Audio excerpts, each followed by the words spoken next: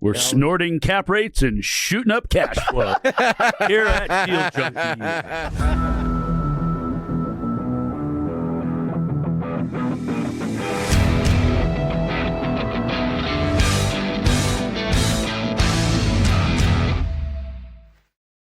Welcome back, Deal Junkies. We're back in the SMI studio. We've got Dane McKinney, professional singer. He might sing a song for us. I gave him that for his birthday. We got Trevor Howard, who has never seen The Sound of Music. Allegedly. What did you give him for his birthday? Singing lessons. Oh. From the lady I was taking piano lessons from. Actually, a pretty cool gift. I'd been talking about it for a while. Yeah, he said he wanted to sing better. Yeah. So I was like, he won't buy these for himself. So you got him singing lessons. Yeah. But now I might keep paying for them. Yeah. Yeah. Wow. Well, we can't wait to have you sing on the show, Dane. Well, we're a couple months out. I use We got AI. a lot I of just use practice. AI to make the songs for me now. I don't write my own music.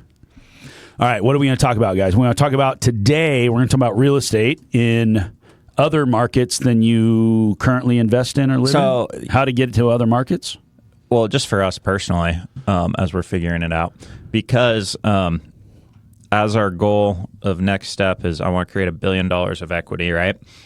And then when you really start thinking about it, you can't really buy $3 million and $5 million deals and get there because we'd have to be doing like $1 billion deals. 50 to 100 deals a year. It's just an insane amount. So you have to do bigger deals, right? Mm-hmm. So then I'm looking on CoStar and Loop now. I'm just like, okay, where would I go to? Just starting to brainstorm. I'm like, where can you even go to? Like, what are the places? Because you kind of have to, like, we would do it in phases, right? You still have to step up. So right now we do, what's our biggest deal we've done? Like an $18 million deal or something? Mm-hmm. Yeah. So it's like, okay, we got to start doing like $10 to $30 million deals, kind of, step up. Then you're doing like 30 to 50, then 50 to 100, and then so on and so forth. And you're stacking it this way to keep stepstones, Yeah. whatever you call it. Yeah. Stepstoning. They're all just stepstoning towards each other. Right. So I'm like actually thinking about the math of how do you actually make this possible? Mm-hmm. So I'm like, okay, that's what we have to do. We have to, year one, do this size deals and so on and so forth. And then it starts to scale. I'm like, okay, where do you go? Because there's not, I look in Oregon, right? I'm like, okay, if we're trying to do minimum of $10 million deal size right now. We have to buy all of them. There's 3 of them listed, and then there's only so many that are even available that would cost that much, right? Mm-hmm. So then I'm looking at like portfolio sales and then all these different things across the market or across the U.S., trying to identify like what places are big enough, how far do we want to go to make this possible. And then I sent Ryan. Ryan. Yeah. Which Ryan? Ryan acquisition came in Ryan? Yeah. Right. It was Tuesday morning after our quarterly meeting. The head of our acquisition team, Ryan. Yeah. Okay. And he came into my office and he was like, hey, so I don't know what's going on, but I wanted to let you know to see where your input was on this. And I was like, I don't know what you're talking about. And he was like, well, so you guys know how you know how you have me like doing a lot of stuff, and I was like, yeah, it's been awesome. It's been great that you've been clearly doing tons of stuff. And he was like, yeah. So Trevor is sending me deals in Oakland, California, and I was like, well, and he was like, are we moving to? And I was like, well, we were talking about doing deals in like different markets, but we hadn't really decided the markets. Go back and listen like 50 episodes ago. We interviewed the guy from Oakland, and he told us how bad Oakland was. Who was that? You don't have much of a memory, do you? Dude, do you know how I don't have a memory? I was golfing with Jaron, Matt, and Chad, and they were talking about the podcast and things we had all been saying. I had no idea what they were talking about. We need to upgrade his RAM. Can we? No, just the hard drive. I'm forward thinking. You know, I got to remember the past. But who was that from Oakland? I can't. Oh, you don't remember either? I can't remember his name, but I'll go back and find it. Do you know what he's talking about? I have no idea.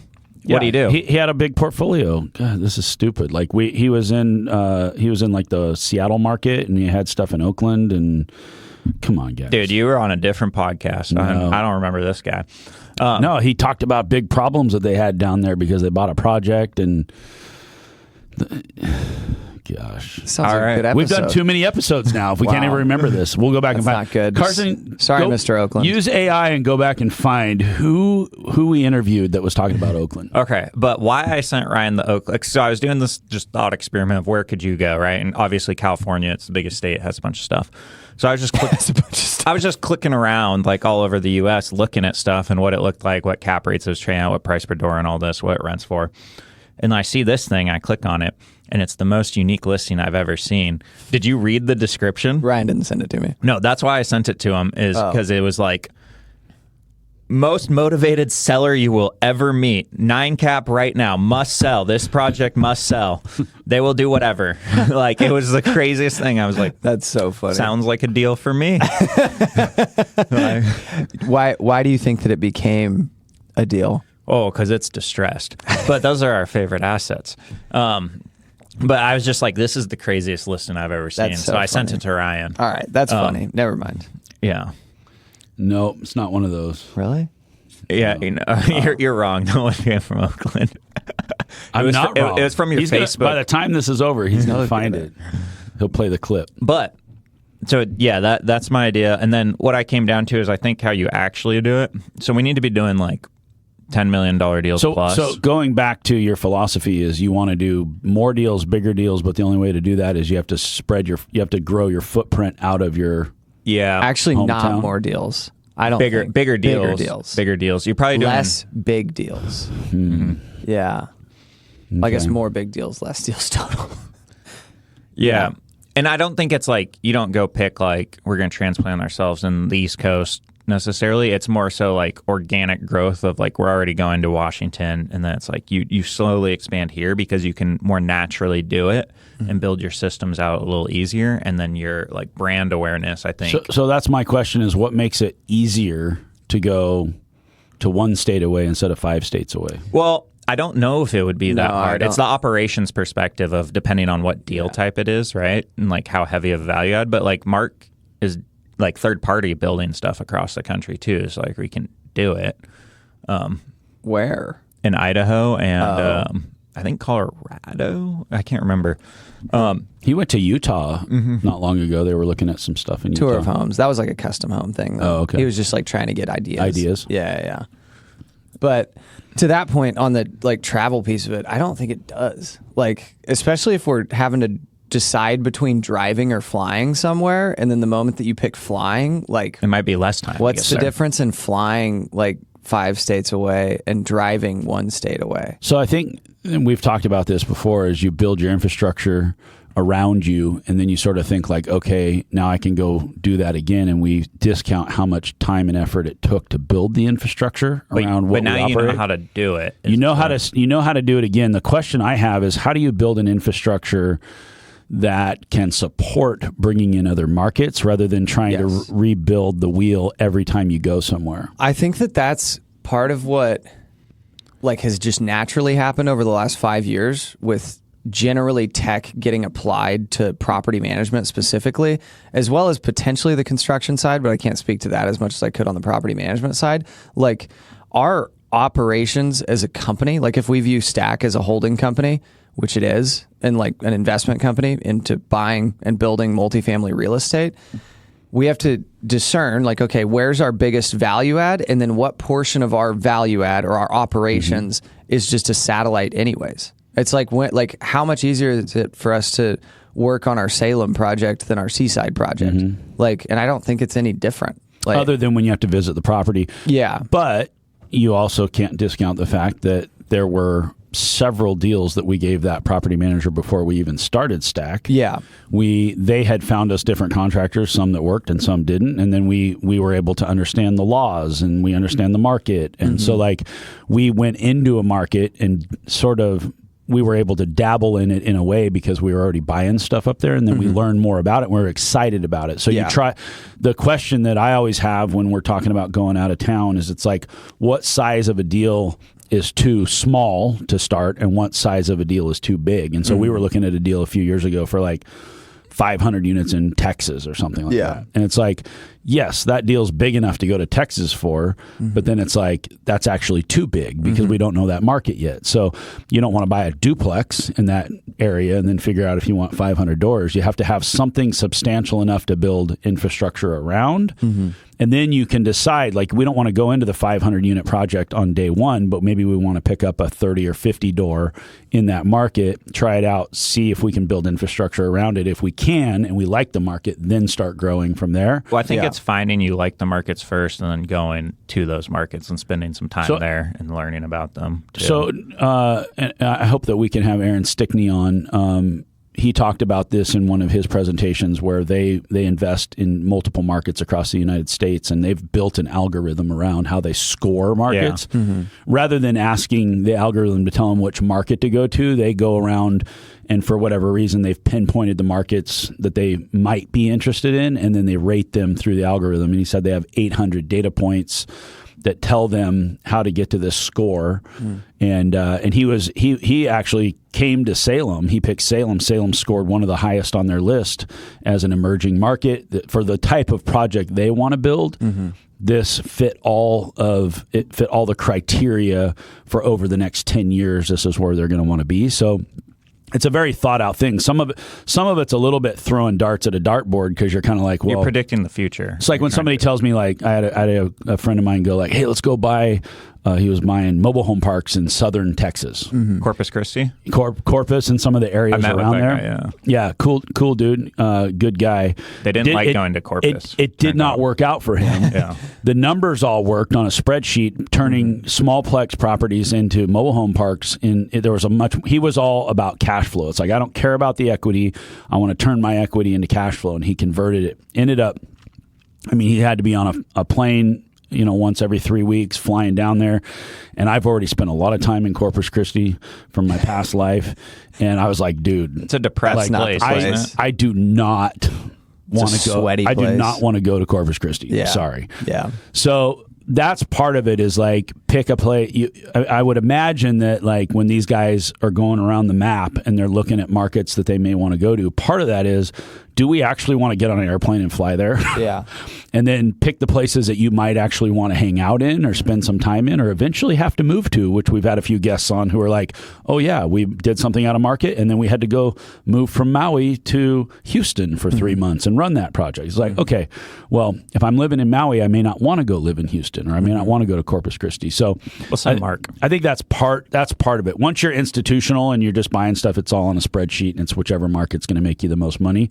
But when you're smaller like us and you actually have to go do the work, like, a lot of it comes down to, actually, when me and Paul started partnering, he's like, oh, you love going to Maui. Let's just go buy stuff in Maui. And so for a few months, I was looking around, studying the market, trying to figure out. And I came back to him, I'm like, dude, there's nothing. We don't ever want to own something in Maui. That's not a place for us. Like, that's a place I'd love to go, but I don't want to go there to deal with, cockroach infestations and kicking tenants out and doing all the other stuff. Yeah, I think we can identify, like, you're looking at, like, population growth trends, like rent trends, things like that, where the supply is at, depending on what project type you're doing. But doing these bigger projects, too, you don't have to worry about as much, I think, about the operations, because you can have an on-site manager, too. Well, now you got to worry about an on-site. How do you get an on-site? Yeah. And, well, if you're going to a big enough on-site. Yeah, and depending on the market size, though, you're going to have a lot of PM options. Yeah, and that's unless we're going to, like, tertiary. The institutional players oftentimes will hire a national PM firm that knows that can place employees in those markets, and then they can deal with one company that manages their stuff throughout the country. But you like the idea generally, or dislike, or? I think it's the fastest way to go out of business. So you don't like the idea? Well, I think it's probably also the only way to get to your goals. So you have to weigh out the risk versus reward. So the main risk you see is in operations. 100%. Yeah. I mean, that's the first question I always ask is, how are you going to manage it? And the second question I always ask is, what's the exit strategy? Those are the first two. I think I go all the way to the back of the book and I read the last page, and I want to know, how's it going to work? And if you don't have an exit strategy, And like I had a broker come to me yesterday and said, I've been trying to buy this building and I've had it listed for a year and nobody wants it and it's got all these problems. And I think we got an offer and it was and then the seller. Oh, we should buy it. How big is it? No, we don't want it. The seller was like, oh yeah, I'd probably do that deal. And he's like, well, if you do that deal, I'd buy it, type of a thing. You know what I'm saying? Mm-hmm. And then my first question was, well, if the market doesn't like the deal now, why is the market going to like the deal when you own it? Mm-hmm. Like to me, when you're thinking about your exit, if maybe it's just overpriced or whatever the case may be, there might be nothing wrong with the building. But that's my first concern is I'm buying something that nobody else wants. Well, then that means I might never get out of it if I want to get out of it. But getting out of stuff isn't that fun. Sometimes you have to. Sometimes you do have to.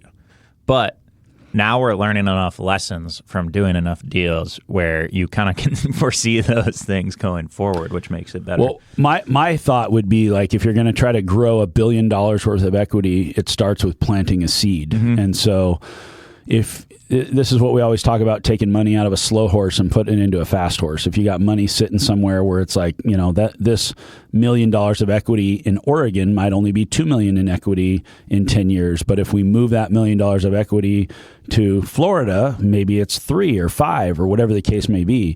And so you're looking for growth. You're looking for markets and if it's already been growing, I think this is the problem you see in the Sun Belt is like it just blew up so fast that everybody went there. It's like it didn't take a genius to see that Texas and Florida were going to blow up. Mm-hmm. But then everybody's there. Mm-hmm. You go to Seaside and nobody's built there in 30 years, but we own a bunch of buildings there and we have 0% vacancy. We're like, oh, that market needs some housing. Mm-hmm. So I think our competitive advantage anyway in being in some of these small markets is we can go build something in a town nobody's ever heard of.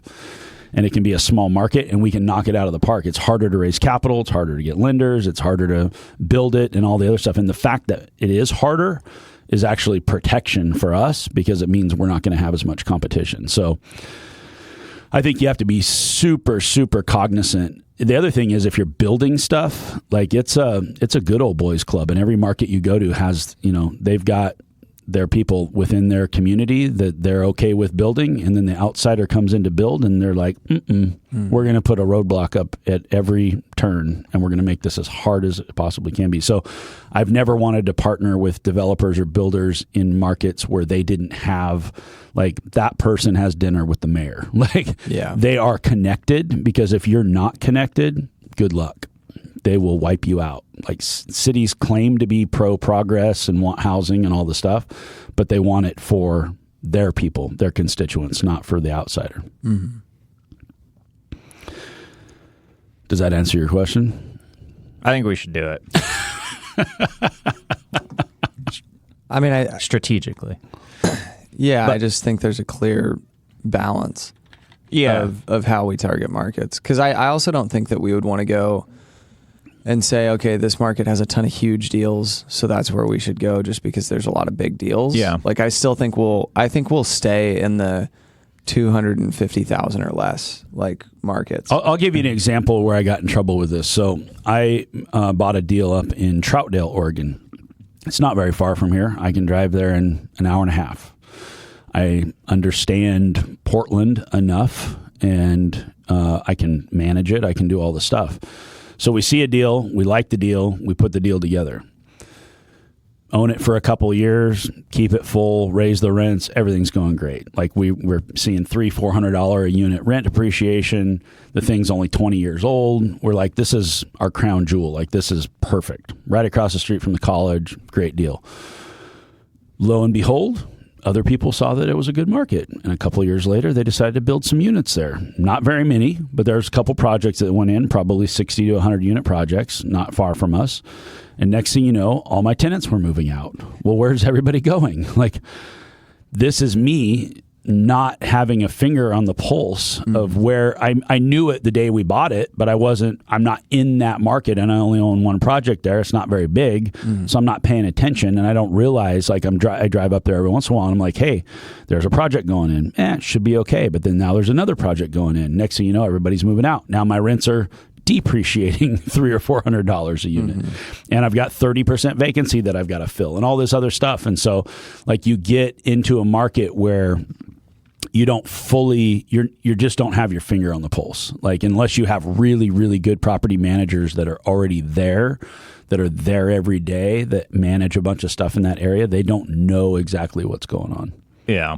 I mean, I think we can do it just naturally by coming to the places right around us, right? And then also like pick the farther out areas that we like. And then I thought the other pro of going to other markets was now we have a little bit of a track record versus like I haven't had a track record to this point. I've had a little bit, but now you go into another market and you have a certain amount of assets under management and whatnot, and you're a bigger player to those brokers and to those people there. Yeah, you can start to play around in other tertiary markets and other markets that are close to you. But I will say that I think having $1 billion in equity is a bad goal. I agree. We've said this to Trevor a lot of times. Okay, what's the goal? The problem with it is it's big, which is great, and it's great to think big, and maybe one day you'll have $1 billion of equity, and that's great. But it's going to the end and then forcing yourself into deals that maybe you shouldn't do to get there. Sure. And I think that you're better off to shrink it. You're looking at it from a macro level, and sure, that's okay to have a goal to one day have $1 billion in equity, and I'm sure we'll get there. But I would rather back it up to be like, what's the next best deal that we can do, and where does it make sense for us to do it? Yeah. And if, like, it's like we were in Astoria and then we went a half hour away to Seaside because we understood the Astoria market. Then we started at Seaside's a little different, but we start to understand the Seaside market. Like, that's a difference of like just 30-minute drive away, and we still had to understand a whole new market. We could still use the same property manager and do all the same stuff. But to me, it's like when the right deals present themselves and you start to study those markets, like now we're looking at going into Washington. So this is our next step. Well, once we do that deal in Washington, we may say like, screw that, we're never doing a deal in Washington. Or we may go like, oh my gosh, guys, 10 more deals. We struck gold. Like, this is a deal we want to rinse and repeat. And the more deals you do, the more you can go like, this is what fits our buy box, because you can look at a deal and you can go like, that's a deal we don't like because we've already done it. That's a deal we do like because we've already done it. And so then you can go to a market and you can do the same thing. And you just look at a market and you can go like, oh, we've done a deal in Seaside and Astoria, and now we went to Brookings or wherever we went. And we're like, I would have never said, well, first off, I told you don't do the deal in Brookings. We did it anyway, and it's turned out good. So you were right. But you were like, hey, this is just another, we know when we go to these little coastal markets and there's very low vacancy and nobody's building, there's not a lot of competition. It makes sense for us to do these deals. So the point being, like, I would have never got into Astoria if it weren't for a couple little deals that popped up. Then we saw something that we didn't realize about that market, and we got to learn that market not through Google or ChatGPT or Claude. It wasn't like, what is job growth?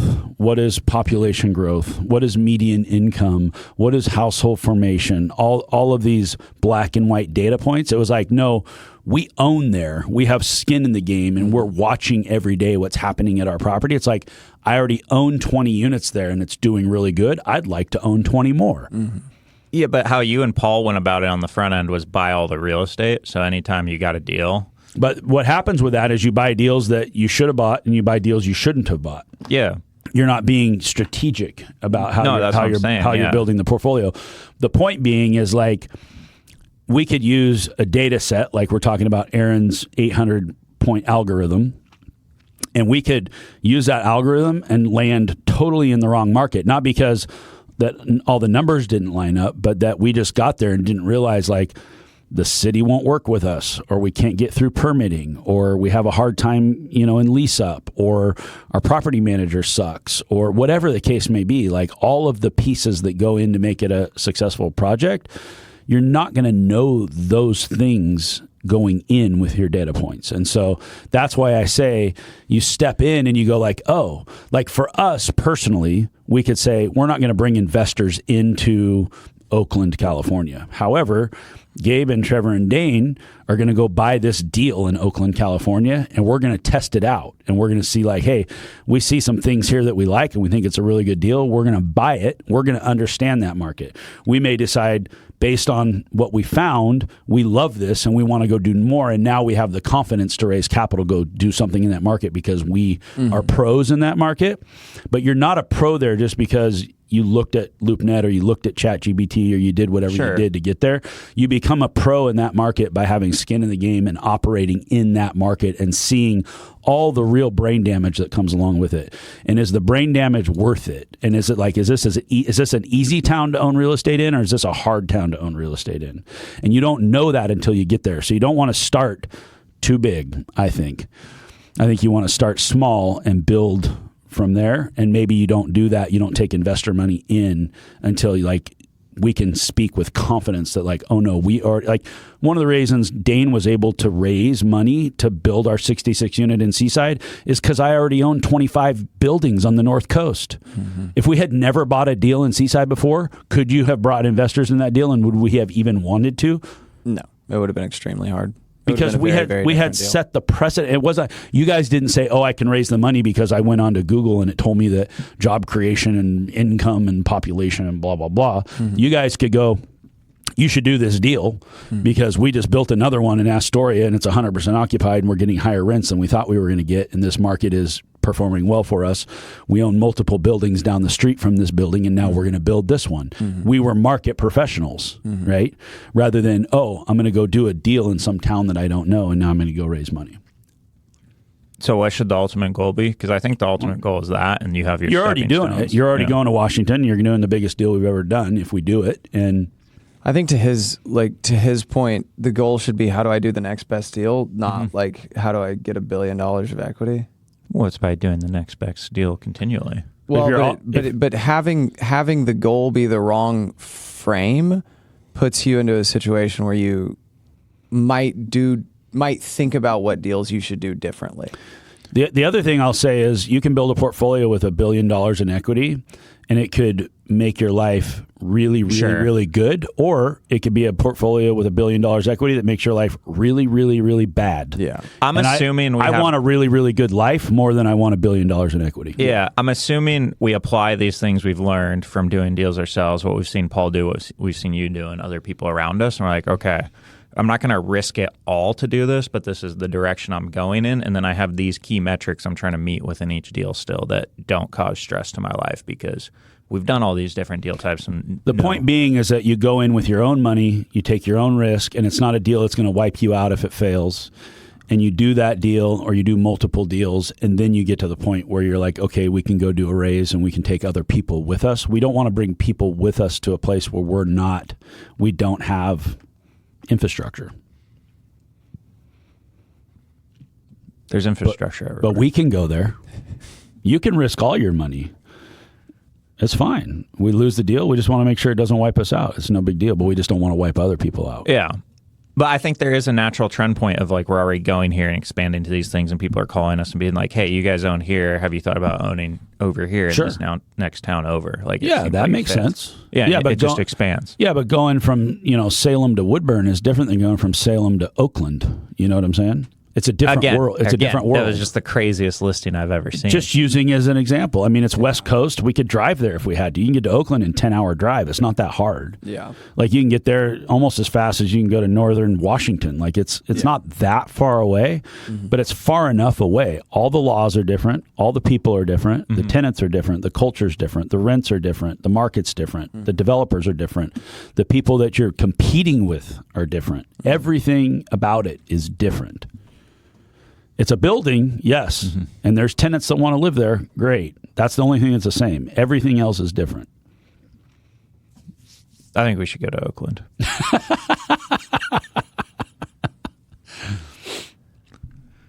So how do you, when you're studying these other markets, you're looking, I think that's one mistake that you make. I'm not talking about you specifically, but I think the average person, and I deal with, so brokering deals, I had this conversation a million times where somebody was like, hey, I want to get out of the West Coast and I want to go to the Midwest. Well, why would somebody want to do that? They want cash flow. because we're in a coastal state where it's easy to push appreciation. It's hard to get cash flow. Well, I want to take all this equity that I built, makes sense, and I want to make it do something for me, which is put cash in my pocket. So I'm going to go sell all my smallplex in the Willamette Valley. I'm going to buy mobile home parks in Corpus Christi. Perfect example, right? By the way, I don't think that ended the way he wanted it to end. I think for a little while it may have given him what he wanted. Next thing you know, he's got vacancy, then he's got manager problems, then he's got no staff, then he's flying to Corpus Christi. Now he's got to live there. Now he's got to take care of stuff. Now things are going bad. Like, the last thing you want to do is go buy something that ruins your life. Like, and we're in a position today to where we never have to buy another deal as long as we live, and we're totally set for life. That's a great place to be. We don't have to buy any deal. We should not exit that place. We should not exit that place. Stay in that place. Yes. It's not what I'm suggesting. Now I've become the brake pedal. Yeah, normally You guys are kind of being downers. It's not a downer. People go to other markets all the time, and they have staff that flies around the country. Maybe they got an airplane. Maybe they just put somebody on commercial. But they got people that are flying all over the place every week, and they're going to properties. And you got asset managers, you got operations people, you got property managers you're talking to on a regular basis. Like, they're studying those markets. I have owners that literally live 5 states away that I manage for, that probably know our market here in Salem even better than I do. They have people that are constantly studying everything that's happening at every property around them, every building that's going up. They know everything. And I know a lot of it just because I'm here. But one of the things I was taught by one of my mentors in real estate, Brian, is that you'll make more money out of town than you'll make in your own town. And one of the reasons you do that is because you don't have that same lens. Like, I bought a few buildings on this street in Astoria, and people will go like, oh my gosh, why did you buy a building on that street? And I'm like, well, because it looked like a deal. And they're like, that's the worst street in Astoria. And it's like, what are you talking about? I've been there a bunch of times. It's just another street in Astoria. In their mind, they lived there their whole life, and that's where some riffraff went down, and that's where that's where Mark used to hang out. Maybe that was the drug street, or that was wherever something happened on that street, and that was just, it picked up a reputation for being one of the worst streets in town. Well, it's not one of the worst streets, and we bought a few of the rough buildings there and cleaned them up, and now it's even a nicer street than what it was before. So the worst street in town moves around, but the people who live there still think of it as the worst street in town. That's something you can see objectively. That's an advantage you have as an outsider, is you're like, yeah, you guys think this is bad, but it's really not that bad. You can see it through a different lens. But you could also get into a town, and like Mike talks about Portland. If you didn't know Portland, you could be 1 block away and be like, oh, I heard this neighborhood's really good, but you're on the wrong block. And that nobody wants to buy that building. Nobody wants to live in that building, or whatever the case may be. So it changes from street to street. All real estate is local, and it all comes down to that building, that neighborhood, that it's its own little ecosphere. When I first met you, you said you would buy a deal in any place, any neighborhood.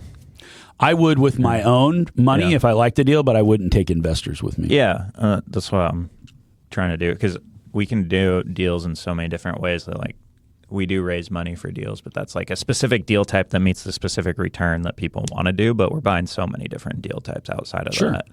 I mean, yeah, you want to. I mean, I feel like it's okay to take that risk yourself.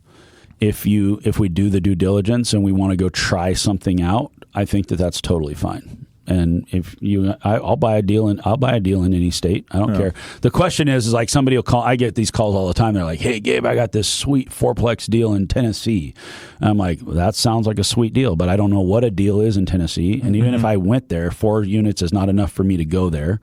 I don't have the property manager's attention. I don't have contractors' attention. I don't have the city's attention.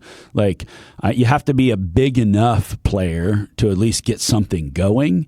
But I also don't want to go buy 1,000 units there because I don't know that market. So I want to dip my toe in, and dipping your toe in at our level is probably buying, maybe it's a 30 or 50 unit. Maybe you want to make sure you can have an on-site manager. So one question, this changes market by market, where in one market, it only takes 30 units to afford a payroll to put an on-site there. Yeah. You go to another market like Salem, Oregon, you got to get to like 60, 80 plus before you go to Sunbelt. You need 200. You probably do. You probably need at least 100 plus before you can afford a payroll to put them there. So that's another question. How are you going to run the project? If a property manager, if their office is down the street, that's one thing. But how big are you going to expand that? So you want to make sure that you can put somebody there on site that's either your employee or the property manager's employee that answers directly to the ownership, so that you can say this. So let's say that we go to a market and we say, in this market, it takes 50 units before you can afford a payroll. Then I would say that's where you start. You buy one 50-unit project, the best one you can find.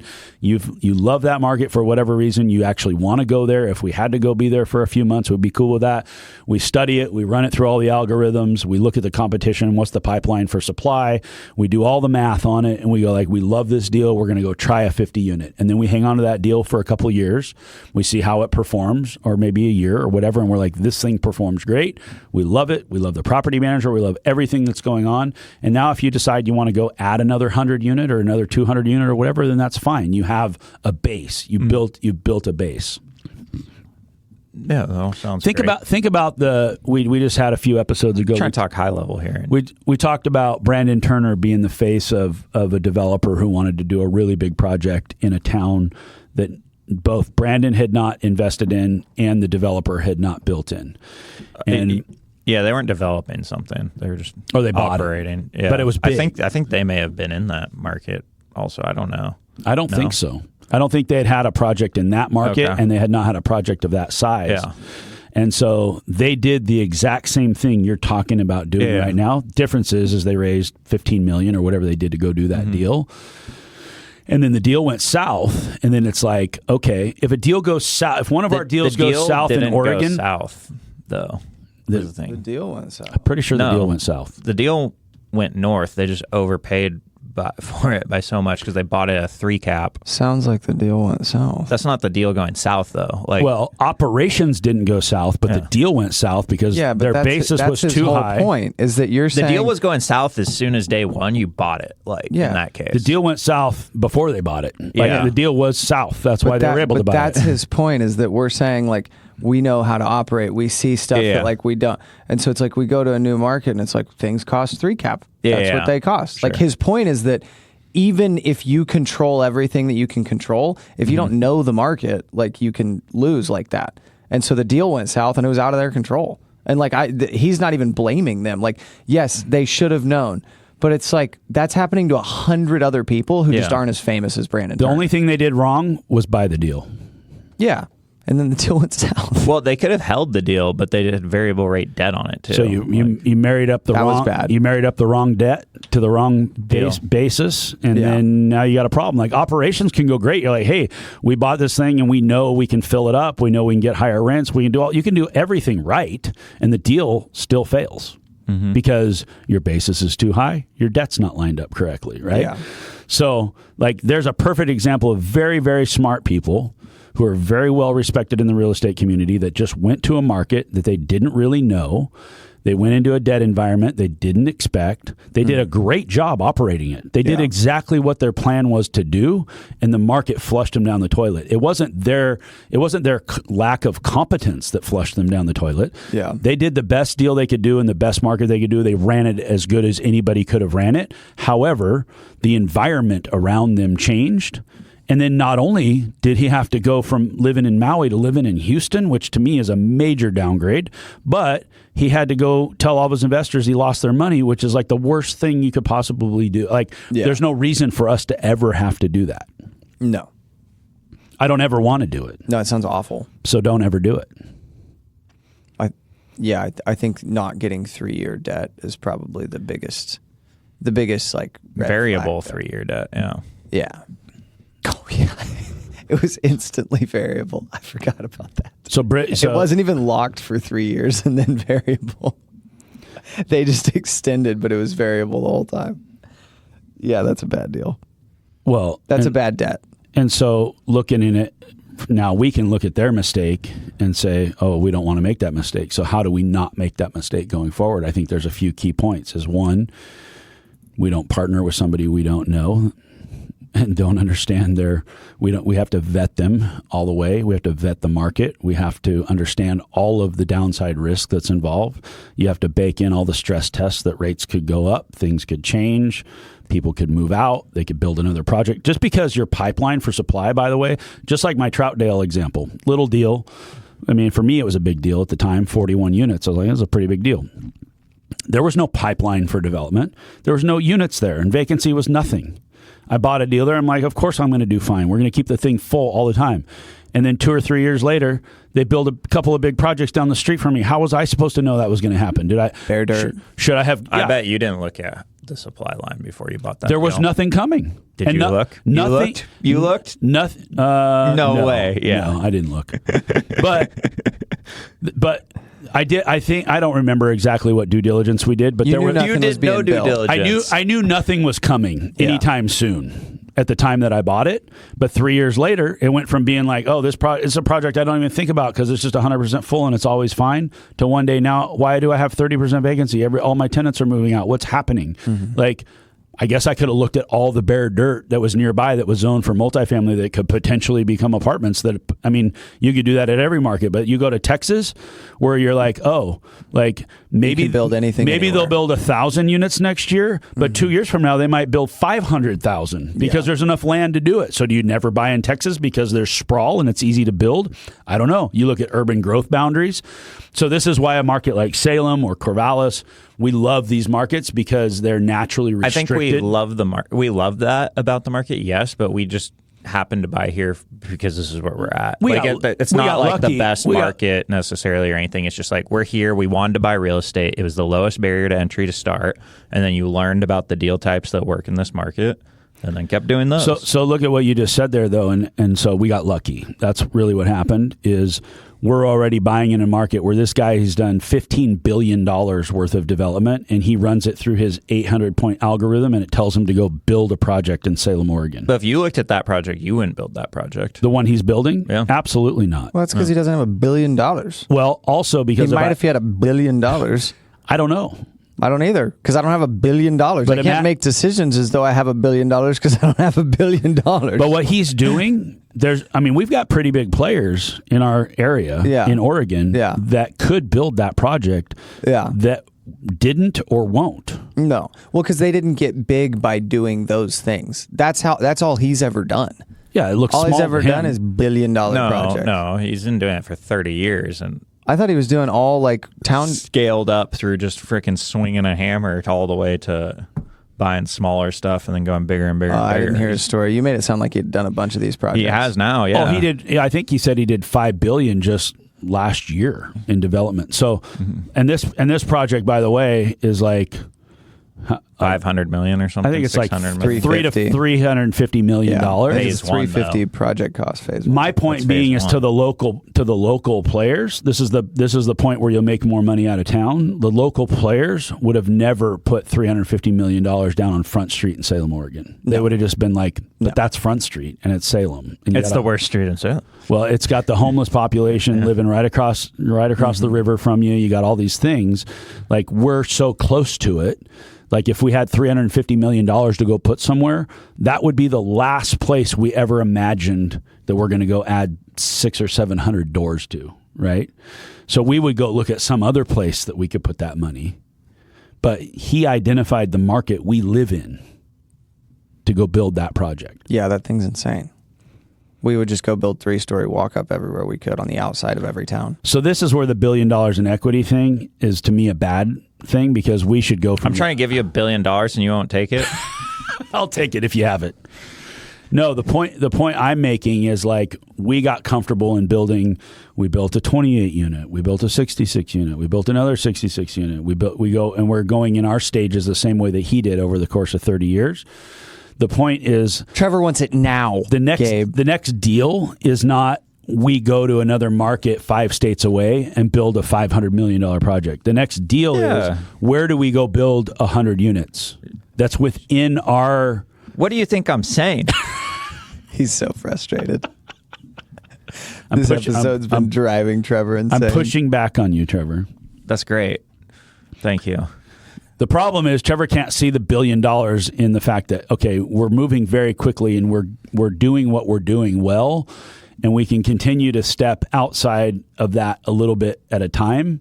And one day we will be doing $100 million deals, and it won't seem like a big deal because we've already done $100 million deals. I think we're about to. We're getting close. Yeah. So once you do it, now you're like, okay, I did it, and I did it in this market, and here's why it worked. I understand it. Yeah. We have all of the like data points to say why we think we're going to be successful on this one, but it may not be successful. So we'll find out. It'll be successful or it won't, and then we'll know why it was successful or it wasn't, and now we'll have our own algorithm to go like, oh, we liked that deal for these very specific reasons, and now when we look at another market, we're looking for those exact same things. When I'm buying a building today, I don't look at that building in a vacuum. I go like, oh, this reminds me of this other deal I did, and I've already done this deal, and this is how we did the deal. Here's how we operated the deal. Here's how long we held the deal. All of it makes sense because I've already done it before. And I have deals that I bought that I would never buy again. So when somebody brings me a deal, immediately I go, nope. I've seen that one before. I've done that. I don't want it. It's not my deal. Somebody else can take it. Okay, so to conclude, we should invest in other markets. Cool. Thanks, guys. Just not Oakland. This comes up about every 6 months. Did you ever find our Oakland guy, Carson? You can't find it? I don't think he doesn't exist. I'm gonna have Claude go listen to every one of our episodes and find it. It does exist. I can't believe we're so bad at remembering our guests. This was a really good one. Seattle and Oakland. That is just not ringing a bell. Nope. All right. Maybe I dreamed the whole thing. All right. So if you're thinking about other market, and I think that this is an interesting conversation for the new investor who's trying to figure out where to invest. Do it at home. Like, if you have the opportunity, even though if you're looking at wherever you're at, try to figure out how to make money in your own market, because you don't realize when you have a problem, you don't realize you know somebody that can help you solve that problem in your market. And when you go to another market, you do not know somebody there that can help you solve your problem. Yeah. People everywhere want to make money. The easiest place it is for you to make money is where you know the most people. Yes. There's a reason that nobody is buying that Section 8 house that you want to buy in Alabama. Don't buy the Section 8 house in Alabama. Buy it in Georgia. Trevor's been studying markets. Trust him. Dude, Alex Lawson is doing it over there. That's true. Killing it. There are people. Jan, like they buy mobile home parks across the country in these markets.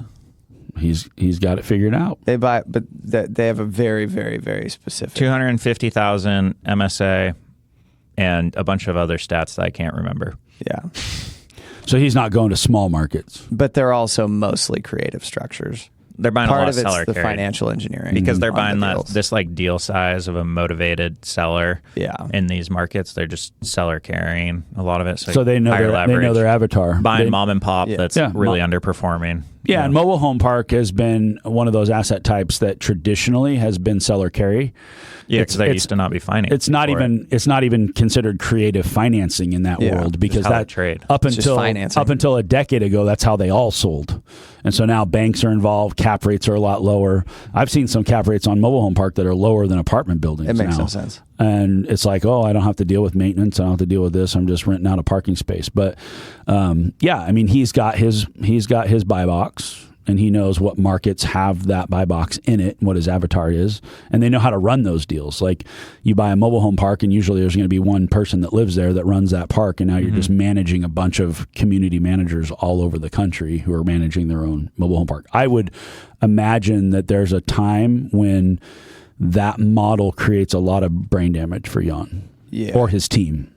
His team, yeah. He doesn't do a lot of the managing or any of it.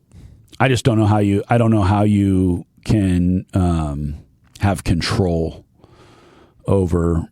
I mean, this was the same thing that happened. The guy I talked about went to Corpus Christi. Is like, he did the same thing. Well, I'll just have an on-site manager at each one. He bought 3 or 4 of them or whatever.